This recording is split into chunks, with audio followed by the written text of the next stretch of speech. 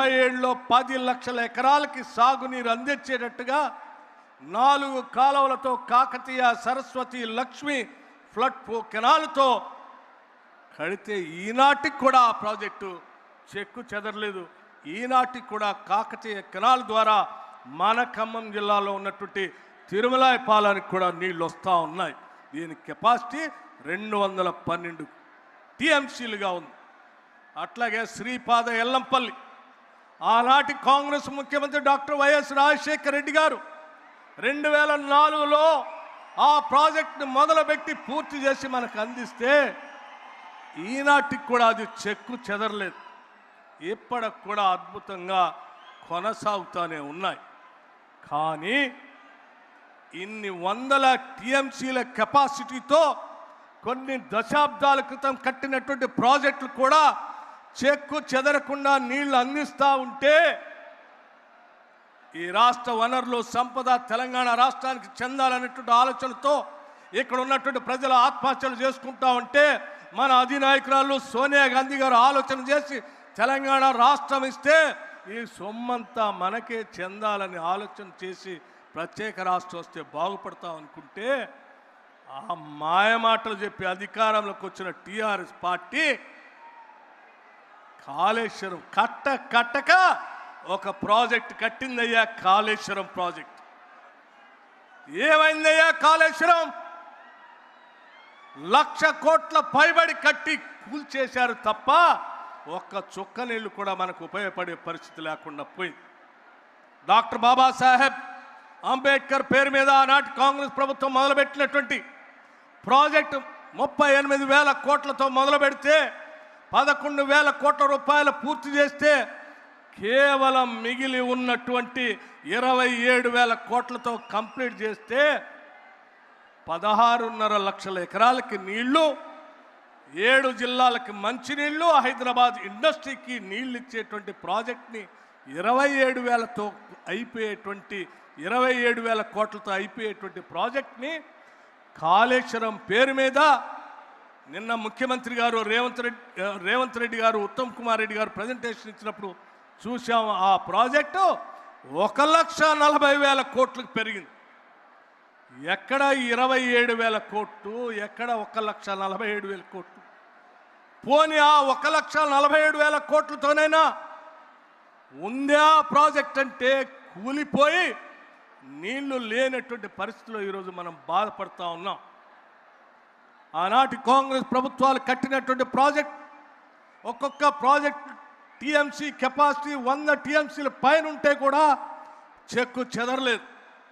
కానీ మేడిగడ్డ, అన్నారం, సుందిళ్ళ, మేడిగడ్డ వచ్చి కేవలం 5 టీఎంసీలు, అన్నారం వచ్చి 10 టీఎంసీలు, లేకపోతే సుందిళ్ళ వచ్చి ఒక 8 టీఎంసీల కెపాసిటీలో ఉన్న ఈ ప్రాజెక్టులే కేవలం 10 టీఎంసీ లోపులోనే నీళ్లు మోయలేకుండా కొట్టుకొని పోయే పరిస్థితి వస్తే ఎంత దుర్వినియోగం చేశారో నిధులు ఒక్కసారి ఆలోచన చేయాల్సిందిగా యావత్ రాష్ట్ర రైతాంగ సోదరులందరికీ తెలియజెప్పడం కోసమే నేను ఈ లెక్కలు చెప్పానని మీ అందరికీ నేను సవినయంగా మనవి చేస్తూ ఉన్నాను.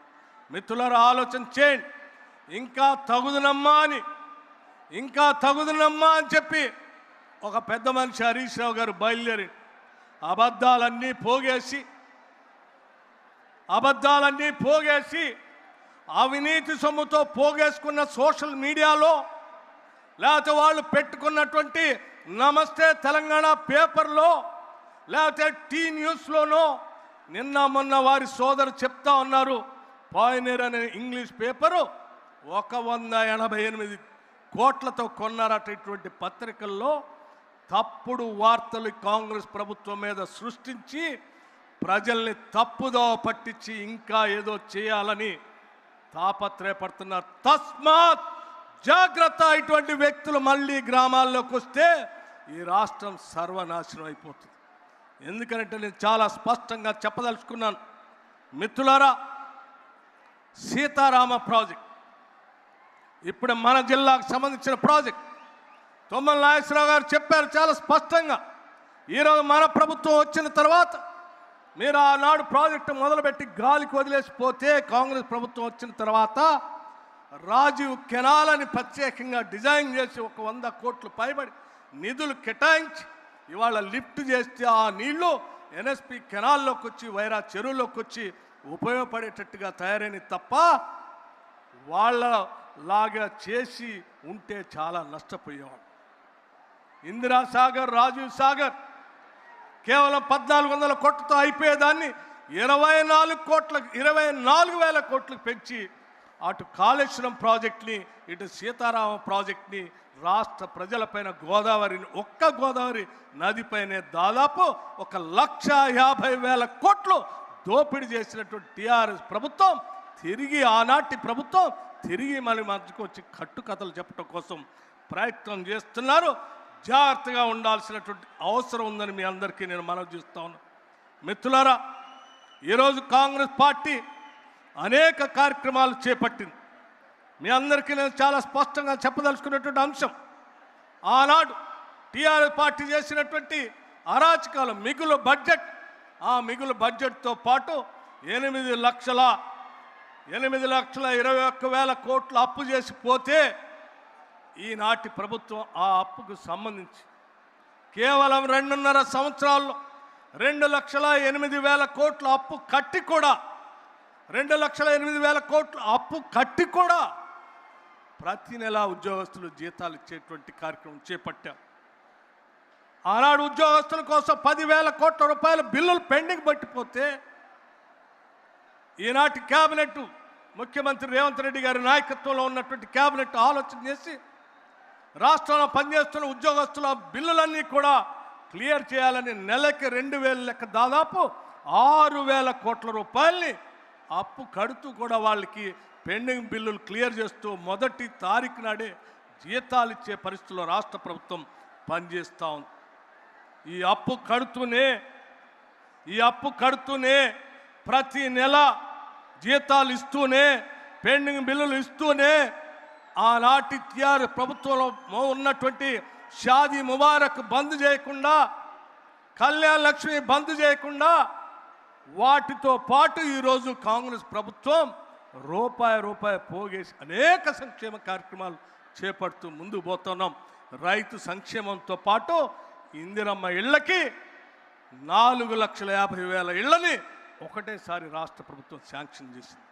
ఒక్కొక్క ఇంటికి 5 లక్షల రూపాయల లెక్క ఇస్తూ ఈ దేశ చరిత్రలోనే ఏ రాష్ట్రం కట్టలేనటువంటి ఇళ్లని ఈరోజు మనం కడతా ఉన్నాం.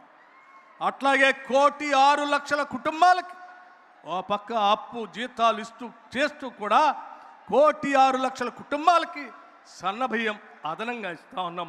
మనం వచ్చిన తర్వాత 53 లక్షల కుటుంబాలకి ఉచిత కరెంటు, 200 యూనిట్లు ఫ్రీ పవర్ ఇస్తూ ఉన్నాం వాళ్ళు చేసిన అప్పులు కడుతూనే.